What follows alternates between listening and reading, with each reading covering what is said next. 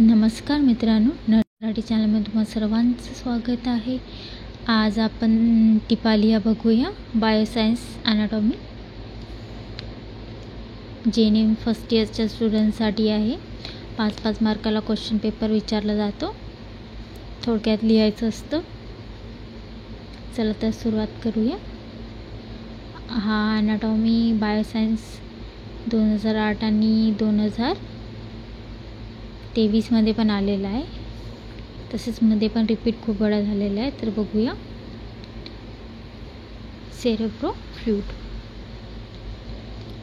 मस्तिष्कमज्जा द्रव, मेंदू आणि मणक्याच्या भोवतीचा द्रव, मस्तिष्कमज्जा द्रव. चला तर बघूया. मस्तिष्कमज्जा द्रव, याला शॉर्टमध्ये CSF पण बोलतात. हा एक अत्यंत महत्त्वाचा आणि नाजूक द्रव आहे, जो आपल्या मेंदू आणि पाठीच्या कण्याभोवती असतो. हा द्रव पारदर्शक आणि रंगहीन असतो. या द्रवाचे अनेक महत्त्वाचे कार्य आहेत, ज्यामुळे आपल्या मेंदूला सुरक्षित राहतो आणि व्यवस्थित काम करतो. तर मस्तिष्कमज्जा द्रव हा अत्यंत महत्त्वाचा आणि नाजूक द्रव आहे, जो आपल्या मेंदू आणि पाठीच्या कण्याभोवती असतो. हा द्रव पारदर्शक आणि रंगहीन असतो, म्हणजे एकदम पाण्यासारखा.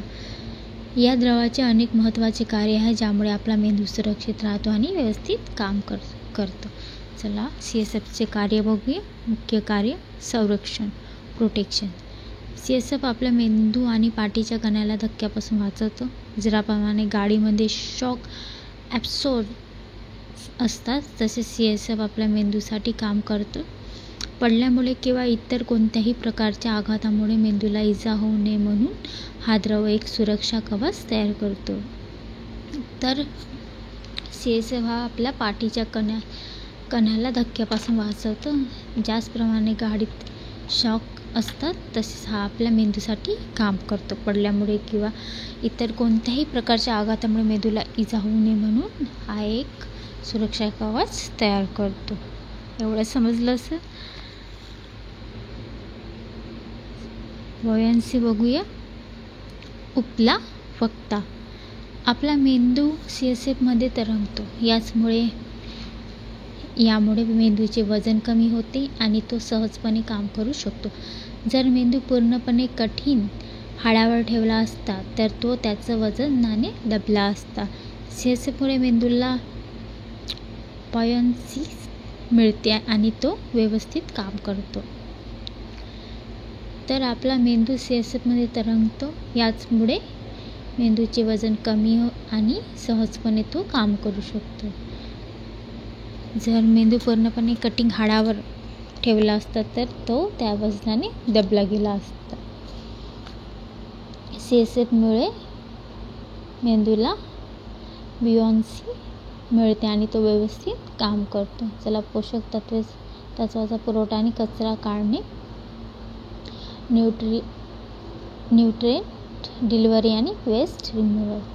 तर CSF मेंदू आणि पाठीच्या कण्याला आवश्यक पोषक तत्वे पुरवतो. ज्याप्रमाणे आपण जेवतो तेव्हा शरीराला ऊर्जा आणि पोषक तत्वे मिळतात, तसेच CSF मेंदूला आवश्यक असलेले घटक पुरवतो. त्याचबरोबर मेंदूमध्ये तयार होणारे अनावश्यक आणि हानिकारक पदार्थ, कचरा CSF बाहेर काढतो. तर पोषक तत्वांचा पुरवठा आणि कचरा काढणे.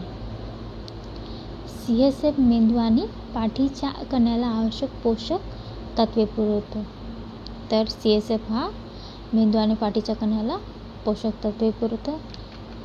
त्याचप्रमाणे ज्याप्रमाणे आपण जेवतो तसे शरीराला ऊर्जा आणि पोषक मिळवतो, तसेच CSF मेंदूला आवश्यक असलेले घटक पुरवतो. त्याचबरोबर मेंदूमध्ये तयार होणारे अनावश्यक आणि हानिकारक पदार्थ, कचरा म्हणजेच CSF बाहेर काढून देतो. रासायनिक संदेशवाहक, केमिकल मॅसेंजर. CSF काही वेळा संप्रेरक, हार्मोन्स आणि इतर रासायनिक संदेशवाहक मेंदूत पोचवण्याचे काम करतो. तर इतर वेळेस रासायनिक संदेशवाहक मेंदूत पोचवण्याचे काम पण करतो. CSF कसा तयार होतो बघूया. CSF चोरायस प्लेक्सस नावाच्या रक्तवाहिनीच्या जाळ्यामध्ये तयार होतो. तर बघा, चोराय प्लेक्सस नावाच्या रक्तवाहिनीच्या जाळ्यामध्ये तयार होतो, जो मेंदूच्या वेंट्रिकल्समध्ये असतो.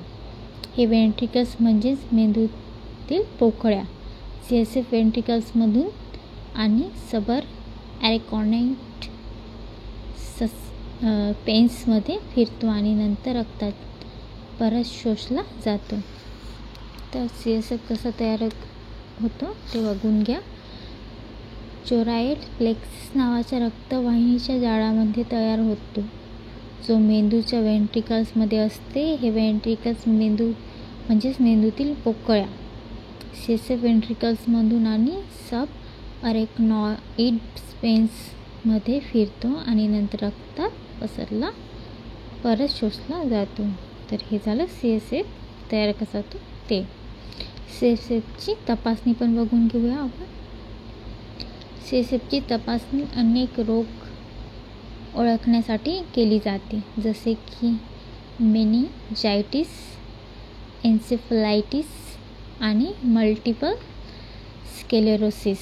या तपासणीसाठी कमरेतून एक सुई घालून CSFचा नमुना घेतला जातो, ज्याला लंबर पंक्चर किंवा स्पायनल टॅप असे पण म्हणतात. ज्याला TB झाली, एखादी पेशंट बघा TBचा, त्याला मणक्याचा पण TB होतो, त्यात पाणी असतो, तर बीचमध्ये सुई घालून ते काढलं जातं. तसंच कोणाला भूल वगैरे द्यायची असली तरी मणक्यातच, म्हणजे कोणाचं ऑपरेशन असलं पायाचं वगैरे, तर एक पाठीच्या मणक्यात याची सुई घातलेली जाते.